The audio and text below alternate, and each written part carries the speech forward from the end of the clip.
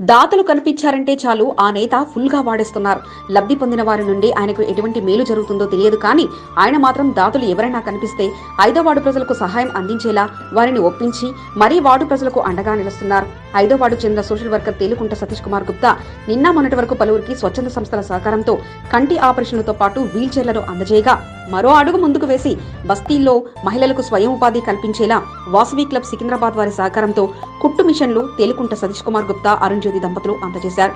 నిరుపేదలకు తమ వంతు సహాయంగా దాతల సహకారంతో వారికి అండగా నిలవడం జరుగుతుందని వారు చెప్పారు. తమకు సహకారం అందించిన వాసవి క్లబ్ సభ్యుడు గుండా శ్రీకాంత్ కు కృతజ్ఞతలు తెలిపారు.